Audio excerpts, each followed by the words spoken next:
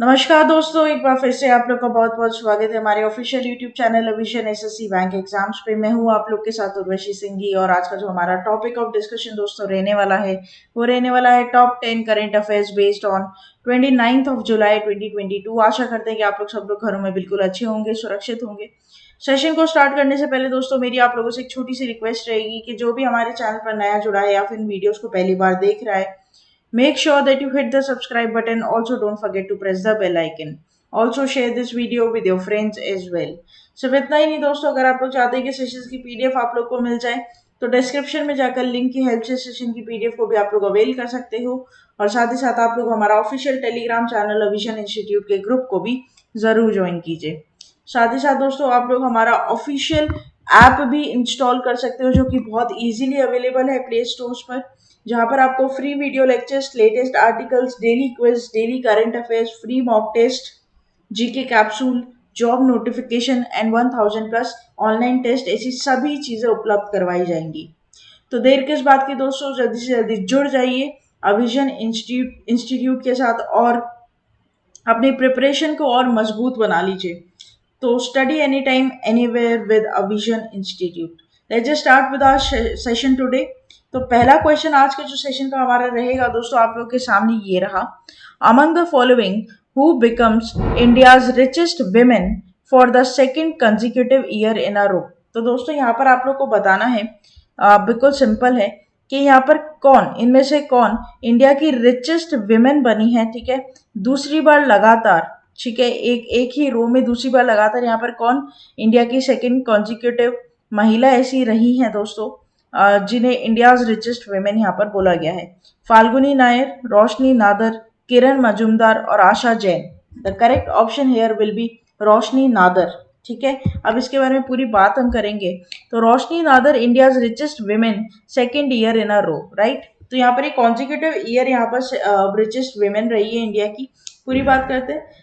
Roshni Nadar Malhotra, the chairperson of HCL Technologies, has retained the tag of the richest women in India for the second year in a row.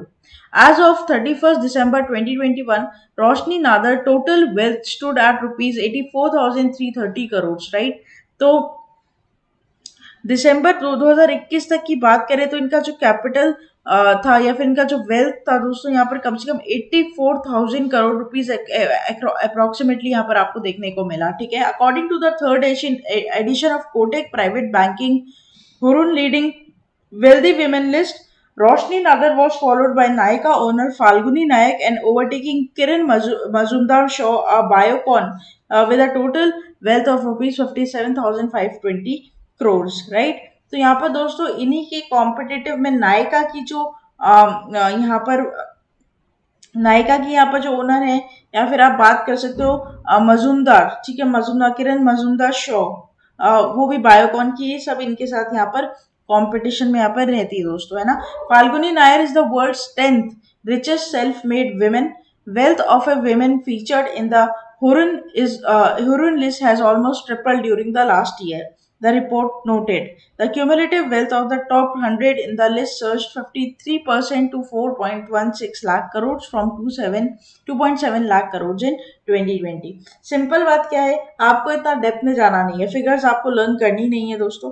यहाँ पर आपको जो बात ध्यान रखनी है वो ये कि यहाँ पर दूसरी बार दूसरे साल लगातार रोशनी नादर को इंडिया की रिचेस्ट वुमेन का खिताब यहाँ पर दिया गया है। ठीक है, तो आपको ये बात यहाँ पर क्या करनी है, ध्यान रखनी है। लेकिन इसके साथ कुछ और एडिशनल पॉइंट्स हम पढ़ेंगे और याद करेंगे कि क्या यहाँ पर रहता है और क्या नहीं रहता है। तो एक बात आप लोग ध्यान रखिएगा, टॉप 5 अगर मैं नाम लिखूं तो सबसे पहले आता है रोशनी नादर। देखो यहाँ पर मैं आपको लिखकर ही समझा दूं, रोशनी नादर जो कि किसकी है, HCL टेक्नोलॉजीज की है। ठीक है, उसके बाद दूसरे नंबर पर आता है नायका की फाल्गुनी नायर। ठीक है, ये आ जाती है आपकी नायका की। अब तुम सोच रहे होगे शार्क टैंक में जो वो आती थी, ठीक है, जिनका नाम क्या था मुझे याद नहीं आ रहा है, तो दोस्तों को फाउंडर है। ठीक है, तो ये भी ध्यान रखना है ना, तो क्योंकि हम रियलिस्टिक चीजों को लेकर चलेंगे अपने साथ। किरण मजूमदार की बात अगर मैं करूँ, बायोकॉन की है नंबर 3rd पे। ठीक है, उसके बाद नंबर 4th पर आती है नीलिमा मोटापत्री। ठीक है, वो दिवीज लेबोरेटरीज की है नीलिमा, ध्यान रखना नीलिमा। ठीक है, और 5th लास्ट नंबर पर यहाँ पर आती है कौन आपकी, वो आती है राधा वेम्बू। ठीक है, राधा वेम्बू, जोहो की, किसकी, जोहो की। तो ये बात ध्यान रखना। तो ये 5 यहाँ पर हो जाती है, ठीक है। अब नेक्स्ट चलते हैं, बात करते हैं क्वेश्चन नंबर 2 के ऊपर। Which Indian airport has top the global air traffic rankings. तो यहाँ पर आपको बताना है दोस्तों, कौन सा ऐसा एयरपोर्ट है जिसने यहाँ पर क्या खिताब हासिल किया है ग्लोबल एयर ट्रैफिक रैंकिंग्स में, आता है नंबर 1 पर। नंबर 1 पर पूरी बात यहाँ पर करेंगे। Chhatrapati Shivaji Maharaj international airport, Indira Gandhi international IGI airport, Chennai international airport और Kempegowda international airport. Correct will be your obviously अपने दिल्ली का airport Indira Gandhi international airport, right. तो यहाँ पे दोस्तों data set to reveal the global air traffic ranking on the top 20 aviation industries for the full year 2021. The World Airport Traffic Dataset is the industry's most comprehensive airport statistic data set featuring airport traffic of 2,600 airports in more than 180 countries and territories. सबसे ज्यादा मेरी बात समझना आप लोग, दिल्ली, ठीक है। दिल्ली का एक ऐसा एयरपोर्ट है दोस्तों जहां पर सबसे ज्यादा ट्रैफिक आपको देखने को मिलेगा, कि ये सबसे ज्यादा कनेक्ट करता है वर्ल्ड वाइड, अदर नेशंस में भी, खुद के नेशन में भी, है ना। यहाँ पर सबसे ज्यादा लोगों का ट्रैफिक आपको मिलेगा। तो कौन सा है यहाँ पर इंडिया में ऐसा airport, Indira Gandhi international airport, right. पूरी बात यहाँ पे करते हैं, कुछ पॉइंट्स है यहाँ पर। Hartsfield Jackson Atlanta international airport has top the ranking with 7.6 crore passengers in terms of passenger footfall, right. तो ये ध्यान रखना। वैसे तो देखो आपको मैं बताऊं एक सिंपल बात और चीज आपको जाननी चाहिए दोस्तों, कि हमारे इंडिया में जो एयरलाइंस का जो डिवीजन है वो काफी अभी लो चल रहा है। क्यों? क्योंकि पहले देखो कोरोना के टाइम से इनका ठप हो गया बिजनेस, बहुत लॉसेस खाए एयरलाइंस ने, राइट। क्योंकि ये एयरलाइन एविएशन सेक्टर कुछ ऐसा सेक्टर है जहाँ पर रेगुलर ट्रैफिक रहना बहुत जरूरी है, ताकि इनके जो ब्रेकआउट्स है या फिर मैं बोलूँ इसके ब्रेक इवन पॉइंट्स है वो मैच करे डिमांड सप्लाई को बोलकर, ठीक है। तो यहाँ पर आप देखोगे आप लोग सिर्फ कुछ एयरलाइंस है जो कि कंपटीशन में, जैसे गो एयर का गो फर्स्ट हो गया, नाम गो फर्स्ट हो गया, ठीक है। इंडिगो तो है ही। अब एक आकाशा एयर निकला है जो राकेश झुंझुनवाला की कंपनी, उसके ऊपर आपको एक पूरा डिटेल वीडियो मिलेगा दोस्तों, आज ही वो अपलोड होगा चैनल पर, ठीक है। तो आकाशा एयर जो नया चालू हुआ है 7 अगस्त से उसकी ओपनिंग है, तो उसके बारे में पूरा यहाँ पर वीडियो बनाएंगे आपको। तो किस तरीके से यहाँ पर इंडिया का जो एयरबेस है क्या है, वो सारी बात हम उस वीडियो में करेंगे, ठीक है।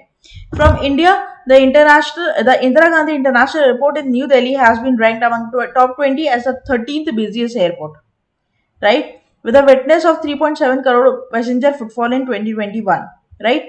तो ये ध्यान रखना। The list of top 20 busiest airport represent 19% of the global traffic, million passengers, right? Simple बात है। यहाँ पर अब हमको क्या ध्यान रखना है कि आईजीआई जो है ये यहाँ पर इंडिया का सबसे मोस्ट ट्रैफिक वाला एयरपोर्ट यहाँ पर रहेगा। नेक्स्ट चलते हैं। Among the following, name the athlete who recently won silver in the World Athletics Championship 2022. Correct will be, और आपने बहुत न्यूज देखी होगी अभी इनके बारे में, तो नीरज चोपड़ा, ठीक है। जेवलिन थ्रो करते हैं ये। देखो Neeraj Chopra continues to create history as he won the silver medal in the men's javelin throw event in the World Athletics Championship 2022. In his fourth attempt, he managed to record a throw of 88.13 meter, right? तो इन्होंने कितना record किया है, 88.13 metre का। With his historic performance, he became the only second Indian athlete to win a medal at World Championship after Anju Bobby George, who won a bronze medal in long jump at 2003 world championship held in Paris, right. तो यहाँ पर दोस्तों सबसे पहला जो record बनाया था किसने बनाया था, अंजू बॉबी जॉर्ज ने, और उसके बाद नीरज चोपड़ा ही हैं जिन्होंने यहाँ पर ये रिकॉर्ड ब्रेक किया है, ठीक है। उन्होंने पेरिस में किया था, इन्होंने यहाँ पर आपके वर्ल्ड एथलेटिक्स चैंपियंस 2022 में यहाँ पे किया है। Former president Ramnath Kovind congratulated Neeraj Chopra for bringing glory to the country with his prime minister Narendra Modi and sports minister Anurag Singh Thakur also congratulated him on his win. Anurag Singh Thakur specially mentioned his tweet that Neeraj Chopra has won the medal at every global event he participated in, right? तो ये बहुत एक obviously बहुत गर्व की बात है। आप देखोगे दोस्तों नीरज चोपड़ा का जो परफॉर्मेंस है वो काफी काबिल तारीफ है यहाँ पर, क्योंकि जब भी उन्होंने कोई भी टूर्नामेंट या चैंपियनशिप में भागीदार ली है, पार्टिसिपेटेड किया है, हमेशा वो इंडिया के लिए कुछ ना कुछ नाम रोशन कर ही आए हैं, ठीक है। तो ये की बहुत अच्छी बात है। एथलीट्स को जितना हम लोग एनकरेज करेंगे दोस्तों, तो यहाँ पर इंडिया का ही नाम रोशन होगा, ये बात तो है। और इंडिया के हर कोने से एथलीट निकल सकते हैं, और ये बात बहुत सही थी, जो कि एक बार कहीं मैंने सुनी थी किसी के मुंह से, जो कि बहुत सही बात यहाँ पर बोली गई थी। नेक्स्ट चलते हैं क्वेश्चन नंबर 4 के ऊपर। International Cricket Council has confirm that India will host the ICC women's ODI World Cup dash in correct will be 2025। तो यहाँ पर दोस्तों इंडिया होस्ट करने वाला है 2025 में होने वाले आईसीसी विमेन्स वर्ल्ड कप को, ठीक है। तो ये ध्यान रखना बहुत इंपॉर्टेंट बन जाएगा तुम्हारे लिए। यहाँ पर होस्ट कंट्री पर क्वेश्चन आ सकता है। BCCI will leave no stone unturned to make a memorable event for everyone's concerned. The infrastructure is in the place and will have a very successful edition for the World Cup. The host was selected by a competitive bidding process overseen by board subcommittee chaired by Martin Snedden along with the Clare Connor, Sourav Ganguly and Ricky Skerritt, right. ये ध्यान रखना, simple बात यही है। अब देखो यहाँ पर क्या है, India, Bangladesh, England, Sri Lanka were named as 4 host in ICC women's white ball events in 2024-2027। तो ये बात एक एक्स्ट्रा यहाँ पर ऐड की गई है। लेकिन यहाँ पर जो मेन बात हमें अपने एग्जाम पॉइंट ऑफ व्यू से ध्यान रखनी दोस्तों, कि इंडिया यहाँ पर 2025 में होने वाला विमेन्स वर्ल्ड कप यहाँ पर क्या करेगा, होस्ट करेगा, ठीक है। दूसरी बात ये, हम यहाँ पर दोस्तों हमारे करंट अफेयर्स के सेशन में वही चीजें इनकॉर्पोरेट करते हैं जो आपके एग्जाम के लिए बड़ी इंपॉर्टेंट होती है। आप कोई भी एग्जाम दे रहे हो, आप डब्ल्यूबीसीएस का एग्जाम दे रहे हो, बैंकिंग का एग्जाम, एसएससी, रेलवे, आईबीपीएस, उसके बाद आप एयरफोर्स, एलआईसी, किसी का भी एग्जाम दे रहे हो दोस्तों, करंट अफेयर्स वही यहाँ पर इनकॉर्पोरेट किए जाते हैं जो आपके एग्जाम में इंपॉर्टेंट रहते हैं, ठीक है। और हम हमेशा यही चाहते हैं कि जो चीजें हम अपने स्टूडेंट्स को प्रोवाइड कर रहे हैं फुल्ली तरीके से बिल्कुल अपडेटेड हो, ताकि उनके नोट्स बनाने में हम उनकी हेल्प कर सके, ठीक है। नेक्स्ट चलते हैं, बात करते हैं क्वेश्चन नंबर 5 पर। International day for the conservation of the mangrove ecosystem is observed every year on. The correct option will be July 26, right? So International Day for Conservation of the Mangrove Ecosystem is observed every year on July 26. The day is observed to raise awareness of the importance of the mangrove ecosystem as a unique, special and vulnerable ecosystem, right? तो ये ध्यान रखना है यहाँ पर। हालांकि यहाँ पर कोई थीम नहीं दी गई है, तो थीम आप लोगों को याद नहीं करनी है, ठीक है। And to promote solutions for the sustainable management, conservation and uses, the goal of the day is to promote sustainable management, conservation and utilization of mangrove ecosystem and to bring attention to the significance of these ecosystems as unique, special and vulnerable ecosystem, ठीक है। तो ये ध्यान रखना आप लोग। तो international day for conservation of the mangrove ecosystem अगर बात की जाए, तो यहाँ पर आपको पूरी तरीके से इसकी इंपॉर्टेंस भी बताई गई है कि क्या है। तो it's a unique and special vulnerable ecosystem, ठीक है। मैंग्रोव फॉरेस्ट अगर आपने कभी देखा भी दोस्तों, काफी सुंदर ये लगते हैं, ठीक है। जैसे कि आप देख रहे हो, आधे ये पानी में रहते हैं, आधे ही ऊपर रहते हैं, ठीक है। तो पानी वाला हिस्सा देख सकते हो आप, और ये ऊपर बहुत बहुत खूबसूरत है, क्योंकि it's like it's a very it can be seen in any of the like south side or the east side of the country. तो हाँ, कभी आप जाएंगे तो जरूर इसको विजिट करिएगा। नेक्स्ट चलते हैं। Government of India designated 5 new Ramsar sites taking the total number 2, correct will B 54। दोस्तों यहाँ पर गवर्नमेंट ने 5 और ऐड कर दिए रामसर साइट्स में नाम, जहां पे टोटल अब कितना हो गया हमारा 54, ठीक है। पूरी बात करते हैं कौन कौन से 5 हुए, तो ये यहाँ पर 5 हुए। 5 new wetlands of international importance have been designated in India. With this, the total number of Ramsar sites in the country have been increased to 49 to 54. पहले कितने थे 49 और अब कितने हो गए 5 इंक्रीज करने के बाद 54, ठीक है। 54 Ramsar sites. Union Minister of Environment, Forest and Climate Change Bhupendra Yadav said delighted to inform that 5 more Indian wetlands have got Ramsar recognition as wetlands is international importance, right? कौन कौन से ये थोड़ा देखेंगे, जिसमें से 3 तमिलनाडु में है दोस्तों, है ना, एक मिजोरम में और एक मध्य प्रदेश में। करिकली बर्ड सेंचुरी, ठीक है, Pallikaranai marsh reserve forest, Pichavaram mangrove, Pala wetland और सखिया सागर, ठीक है। तो ध्यान रखना, वेरी वेरी वेरी इंपॉर्टेंट, आपको ये नाम याद रखने होंगे, राइट। चलिए बात करते हैं नेक्स्ट क्वेश्चन नंबर 7 के ऊपर। Which IT giant announced the signing of a new 5-year contract for digital transformation with Nokia of Finland? Correct will be your Wipro, right? तो यहाँ पर दोस्तों Wipro Limited, a company with its headquarter in Bangalore, announced the signing of new 5-year contract for digital transformation with Nokia of Finland, right? तो यहाँ पर दोस्तों Wipro, ध्यान रखना Wipro और Nokia यहाँ पर क्या आ रहा है, कोलैबोरेशन में आ रहा है, ठीक है। अच्छा, the new contract expands on a connection that was first formed more than 20 years ago. Wipro will be provide business services in supports of Nokia's updated operating model, putting a special emphasis on process optimization, touchless processing, and improved user and customer experience across order management, supply chain, finance, accounting operations. तो यहाँ पर क्या हो रहा है, exam point of view से ध्यान रखने वाली बात ये है कि यहाँ पर विप्रो और नोकिया क्या आ रहे हैं दोस्तों, 5 साल के लिए कॉन्ट्रैक्ट में आ रहे हैं डिजिटल ट्रांसफॉर्मेशन के लिए। ठीक है, इनका जो मेन मोटिव रहेगा यहाँ पर कोलैबोरेशन में आने का वो यही रहेगा कि डिजिटली ट्रांसफॉर्म कर सकें। ठीक है, तो ये ध्यान रखना। अब यहाँ पर क्या क्या सेक्टर्स को मतलब हाईलाइट किया गया है, तो यहाँ पर जो मैनेजमेंट है, जो सप्लाई चेन है, अकाउंटिंग प्रोसेस जो है उसको लेकर भी बात होगी और फाइनेंस को लेकर भी यहाँ पर बात की जाएगी। सबसे बड़ी बात, कंज्यूमर एक्सपीरियंस इनका अच्छा किया जाएगा दोनों का ही, तो ये ध्यान आप रखना है ना। और यहाँ पर दोस्तों क्या करेंगे, ये अपने जो क्लाइंट का साइज है या फिर परफॉर्मेंस का जो साइज है उसे भी इलैबोरेट करने की बात यहाँ पर की है इन्होंने। ठीक है, तो ये ध्यान रखना आप लोग। नेक्स्ट चलते हैं, बात करते हैं क्वेश्चन नंबर 8 की। The Mastercard set to replace Paytm as title sponsor for all the BCCI matches in India. Who is the president of BCCI? Correct will be Sourav Ganguly that you know. But simple बात यहाँ पर क्या है, और याद रखने वाली बात यहाँ पर क्या, आपको ध्यान होगा दोस्तों कि पेटीएम हमेशा क्या करता था, स्पॉन्सर करता था बीसीसीआई को, लेकिन अब पेटीएम को हटाकर अब कौन स्पॉन्सर करेगा, मास्टर कार्ड। ये एक बहुत इंपॉर्टेंट बात यहाँ पर रहेगी, स्पोर्ट्स के सेक्टर में इसका क्वेश्चन बन सकता है। तो Mastercard is all set to replace Paytm as a title sponsor for all the international and domestic cricket matches organised by the Board of Control for Cricket in India.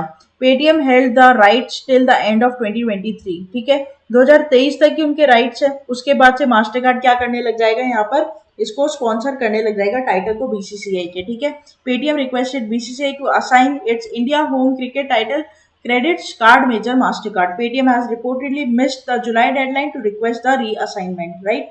तो ये ध्यान रखना आपको, this is very important. Master card को यहाँ पर rights मिले 2023 तक कि वो असाइन कर सकते हैं, और उसके बाद यहाँ पर क्या हो जाएगा दोस्तों, मास्टर कार्ड आपको दिखेंगे स्पॉन्सर करते हुए, ना कि पेटीएम। ठीक है, तो ये बात यहाँ पर वेरी इंपॉर्टेंट, क्वेश्चन बनने के पूरे चांसेस हैं यहाँ से। नेक्स्ट चलते हैं नेक्स्ट 9th क्वेश्चन के ऊपर दोस्तों। Who among the following has composed the Vanakkam Chennai welcome anthem for the upcoming International Chess Olympiad 2022? आपको पता है चेस ओलंपियाड की दोस्तों शुरुआत भी हो चुकी है, मोदी जी ने यहाँ पर क्या कर दिया, इनॉग्रेशन भी कर दिया। ठीक है, आज ही मैंने पेपर में पढ़ा था दोस्तों, यहाँ पर पेपर जरूर पढ़ा करिए। ठीक है, न्यूज़पेपर पढ़ना बहुत इंपॉर्टेंट है, रेगुलर हैबिट बना लीजिए इसको। तो यहाँ पर जो करेक्ट ऑप्शन हो जाएगा, ए आर रहमान ने कंपोज किया दोस्तों वेलकम एंथम, किसका, इंटरनेशनल चेस ओलंपियाड 2022 का। तो करेक्ट बात यहाँ पर देखते हैं क्या है, Grammy Oscar winning music composer A R Rahman has come up with the Vanakkam Chennai for the upcoming International Chess Olympiad 2022. Directed by Vignesh Shivan, the music video features Chief Minister M.K. Stalin, Grandmaster Vishwanath Anand, and music maestro A.R. Rahman, who has composed and sung the theme. Right? तो यहाँ पर दोस्तों ये ध्यान रखिएगा कि ये जो पूरा कॉम्पोजिशन ए आर रहमान जी का किया गया है, साथ ही साथ जब यहाँ पर म्यूजिक वीडियो लॉन्च किया गया तो एम के स्टेलिन भी थे और विश्वनाथन आनंद भी, जो ग्रैंड मास्टर है, चेस ग्रैंड मास्टर, वो भी यहाँ पर प्रेजेंट थे। The music video features director Shankar daughter of Bharatanatyam artist, right? This is very important. Now you can go through the points where you can learn all the other things about this news. That is, this year the Federation International de Chess will organize 44th International Chess Olympiad in Chennai, the capital of Tamil Nadu. तो यहाँ पर ये ध्यान रखना 44th addition यहाँ पर क्या हुआ है दोस्तों, खेला जाएगा। ठीक है, the world's biggest chess event is the international chess olympiad held at Poonjeri village in the Mamallapuram from July 28 to August 10, right? तो यहाँ पर ये भी आपको ध्यान रखना है। सिंपल है, एडिशन पर क्वेश्चन बन सकता है, एंथम पर क्वेश्चन बन सकता है। ठीक है, ऐसे करके यहाँ पर क्वेश्चन बनते हैं एग्जाम में। नेक्स्ट चलते हैं last question of this session के ऊपर। Who has won the prestigious Global Energy Prize for the year 2022? Correct will be your Kaushik Rajasekhara. ठीक है, फोटो आप यहाँ पर देखें। Indian origin professor of engineering at the University of Houston, Kaushik Rajasekhara has won the prestigious Global Energy Prize. Rajasekhara was given the award in the New Ways of Energy Applications category for his contributions and transport, electrification and energy efficiency technologies while reduce power generation emissions, right? तो यहाँ पर दोस्तों क्या हो रहा है, इन्हें global energy prize यहाँ पर दिया गया है, किन्हें, प्रोफेसर कौशिक राजाशेखरा को। ठीक है, क्योंकि इन्होंने यहाँ पर अपनी जो कंट्रीब्यूशन है इलेक्ट्रिफिकेशन और एनर्जी एफिशिएंसी टेक्नोलॉजीज के सेक्टर में काफ़ी कुछ इन्होंने यहाँ पर उन्हें दिया है। The awarding ceremony will help during the Russian Energy Week in Moscow October 12 to 14, right. तो ये बात आप लोग इधर क्या करेंगे, ध्यान रखेंगे। तो दोस्तों ये था हमारा पूरा टॉप 10 करंट अफेयर्स का सेशन। आशा करते कि सेशन आप लोग को अच्छा लगा होगा। अच्छा लगा है तो लाइक करना मत भूलिएगा। चैनल को तुरंत ही सब्सक्राइब कर लीजिए, साथ ही साथ बेल आइकन को जरूर प्रेस कर दीजिएगा, ताकि जब भी कोई नई वीडियो में यहाँ पर डालू, कोई भी इन्फॉर्मेटिव या फिर इलेबोरेटिव फॉर्म ऑफ वीडियो में यहाँ पर डालू, सबसे पहले नोटिफिकेशन दोस्तों आप लोग के पास आ जाए। और साथ ही साथ आप लोग हमारा ऑफिशियल टेलीग्राम भी जरूर ज्वाइन कीजिए। और कोई भी दिक्कत होती है या फिर कोई भी टॉपिक के ऊपर आप वीडियो चाहते हैं तो आप कमेंट बॉक्स में हमें लिखकर बता सकते हैं। तब तक के लिए आप लोग बने रहिए हमारे साथ। Thank you so much and have a nice day.